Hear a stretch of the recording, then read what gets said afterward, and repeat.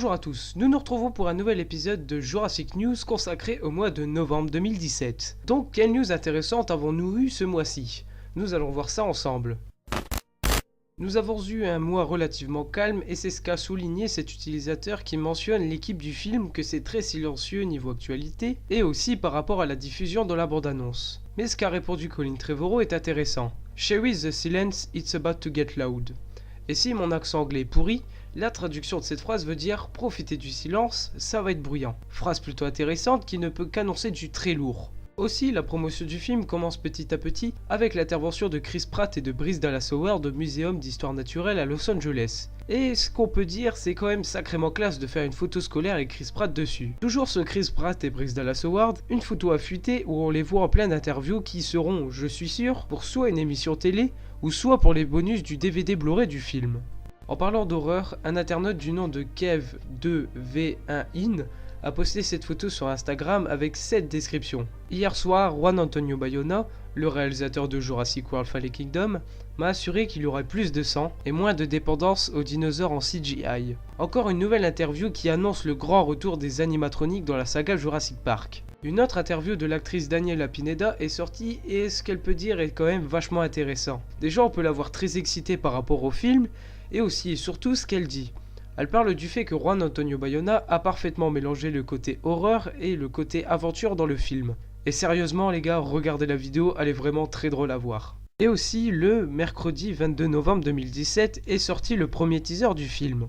On y voit notre Chris Pratt préféré faire un petit câlin à un raptor ronronnant de plaisir. Scène plutôt sympa qui montre réellement les excellents effets spéciaux du film. Aussi, j'ai vu quand même pas mal de personnes se plaindre qu'on ne voit pas d'animatronique.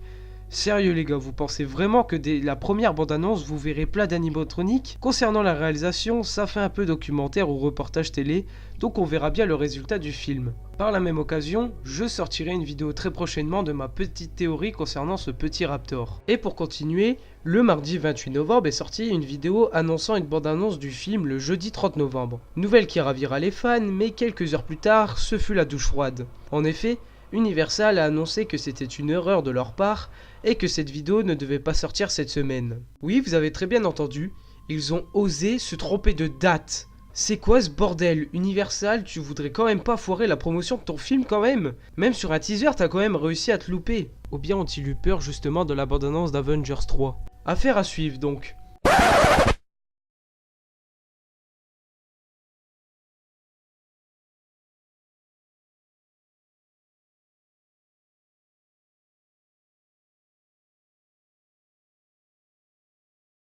Pour finir, on va pouvoir parler de la nouvelle collection de Blu-ray des 3 premiers Jurassic Park. Et le résultat est, comme on pourrait dire, assez laborieux.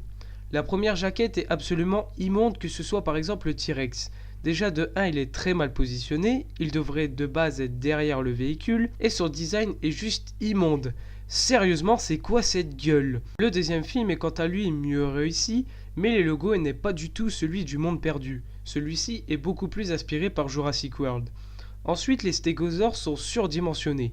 Ils sont beaucoup plus grands que dans le film. Et puis leur design n'est pas bon non plus. Ce sont les designs des stégosaures de Jurassic World. On les reconnaît grâce au fait que ceux-là n'ont pas de bec, comparé aux ceux du Monde Perdu. Et le troisième film est celui qui est le mieux fait je trouve.